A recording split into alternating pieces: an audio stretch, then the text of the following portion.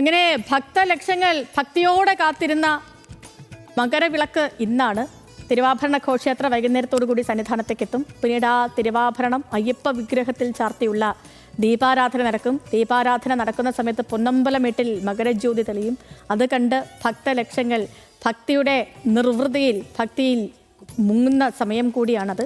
ഈ സമയത്ത് കൃഷ്ണപ്പരുന്തുകൾ ആകാശത്ത് വട്ടമിട്ട് പറക്കും. വർഷത്തിൽ ഒരു ദിവസം മാത്രം എത്തുന്ന അത്ഭുതകരമായ നിമിഷം, ഭക്തിസാന്ദ്രമായ നിമിഷം. അതിന് കാത്തിരിക്കുകയാണ് കോടിക്കണക്കിന് അയ്യപ്പ ഭക്തർ. അതുകൊണ്ട് തന്നെ ആ വിശേഷങ്ങളിലേക്ക് സന്നിധാനത്ത് നിന്ന് രതീഷ് നമുക്കൊപ്പം വിശേഷങ്ങളുമായി ചേരും, കാര്യങ്ങൾ പറയാൻ ചേരും. അതിനൊപ്പം ഇപ്പോൾ ദേവസ്വം മന്ത്രിയുടെ പ്രതികരണം കൂടി ലഭ്യമാണ്. അതിലേക്ക് ആദ്യം. പ്രധാനമായി 9 കേന്ദ്രങ്ങളാണ് വ്യൂ പോയിന്റുകളായി നിശ്ചയിക്കപ്പെട്ടിട്ടുള്ളത്.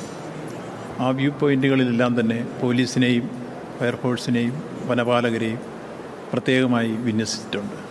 മകരവിളക്ക് കഴിഞ്ഞാൽ വളരെ പെട്ടെന്ന് തീർത്ഥാറിലെ മലയിറക്കത്തിൻ്റെ ഒരു പ്രവാഹം ഉണ്ടാകാറുണ്ട്. അത് ക്രമീകരിക്കുന്നതിന് വേണ്ടി പ്രത്യേകിച്ച് പോലീസ് സംവിധാനങ്ങൾ ഏതാണ്ട് 1500-ലേറെ പോലീസുകാരെ വിന്യസിച്ച് കഴിഞ്ഞിട്ടുണ്ട്. 1000-ഓളം KSRTC ബസ്സുകൾ സമയബന്ധിതമായി അവർക്ക് തിരിച്ചു പോകാൻ സഹായിക്കുന്ന രൂപത്തിൽ ക്രമീകരിക്കപ്പെട്ടിട്ടുണ്ട്. രതീഷ് വാസവൻ സന്നിധാനത്ത് നിന്ന് തത്സമയം നമുക്കിപ്പം ചേരുന്നുണ്ട്. രതീഷേ, അങ്ങനെ പൊന്നമ്പലമേട്ടിലെ മകരജ്യോതി കാണണം, അയ്യപ്പന് തിരുവാഭരണം ചാർത്തിയുള്ള ആ ദർശനം നേടണം, ആ ദീപാരാധന കണ്ടു തൊഴണം. ഇതാണ് അവിടെ കൂടിയിരിക്കുന്ന ഭക്ത സഹസ്രങ്ങളുടെ മനസ്സിലുള്ള ഒരേ ഒരു ആഗ്രഹം. അതിനായുള്ള കാത്തിരിപ്പാണ്.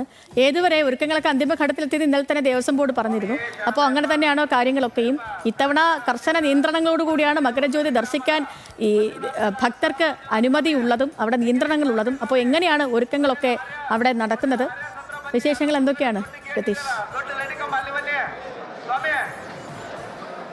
സേതു, തീർച്ചയായും അയ്യപ്പ ഭക്തരെ സംബന്ധിച്ച് വളരെ പ്രധാനപ്പെട്ട ദിവസമാണിന്ന്. അവർ കാത്തിരുന്ന മകരവിളക്കിൻ്റെ ദിവസം.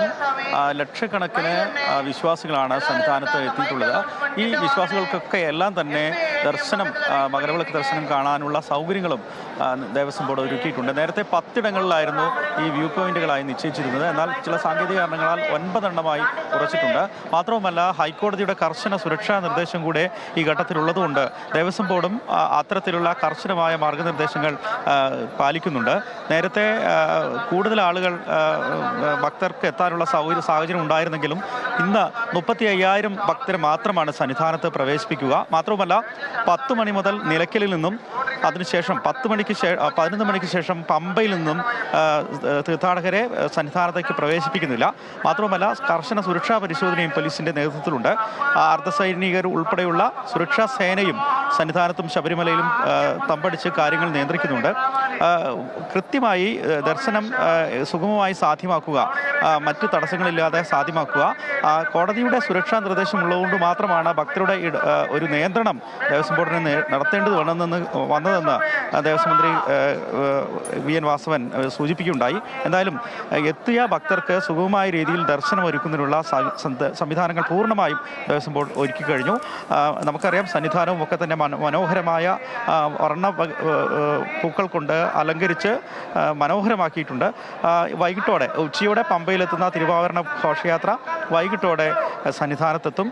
തുടർന്ന് തിരുവാഭരണം ചാർത്തും, ദീപാരാധന കഴിയും. അതിനുശേഷമാണ് ദിവ്യജ്യോതിയും മകരവിളക്ക് തെളിയിക്കുന്ന ചടങ്ങുകളൊക്കെ നടക്കുക. എന്തായാലും ഭക്തലക്ഷങ്ങളാണ് ആ സമയത്തിന് വേണ്ടി കാത്തിരിക്കുന്നത്. ഇപ്പോഴും നിരവധി ഭക്തരാണ് സന്നിധാനത്തേക്ക് എത്തിക്കൊണ്ടിരിക്കുന്നത്. എന്തായാലും നേരത്തെ പറഞ്ഞ സുരക്ഷാ നിർദ്ദേശങ്ങളുള്ളത് കൊണ്ട് തന്നെ ജാഗ്രതയിലാണ് ദേവസ്വം ബോർഡും പോലീസും.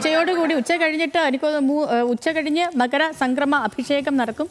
അതിനുശേഷം ഈ 6:30 ആകുന്ന സമയത്താണെന്ന് തോന്നുന്നില്ല. എല്ലാ വർഷവും അങ്ങനെയാണ്. ആ സമയത്തൊക്കെയാണ് 6:30 മണിക്ക് മുമ്പ്, ഒരു 6:15, 6:20 ആ സമയമൊക്കെ ആകുമ്പോഴത്തേക്കായിരിക്കും തിരുവാഭരണ ഘോഷയാത്ര 18ാം പടിയിലേക്ക് എത്തുക. പിന്നീട് ദേവസ്വം മന്ത്രിയുടെ നേതൃത്വത്തിൽ പോയി അതിനെ സ്വീകരിക്കും. പിന്നീട് 18ാം പടിക്ക് മുകളിലെത്തി തന്ത്രി മേൽശാന്തി അത് ഏറ്റുവാങ്ങിയതിന് ശേഷം 6:40 സർവാഭരണ ഭൂഷിതനായ അയ്യപ്പനെ, ഭഗവാനെ കാണാൻ ഈ ഭക്ത ലക്ഷങ്ങൾക്ക് അവസരമുണ്ടാകും. ഈ സമയത്താണ് പൊന്നമ്പലമേട്ടിൽ മകരജ്യോതി തെളിയുക.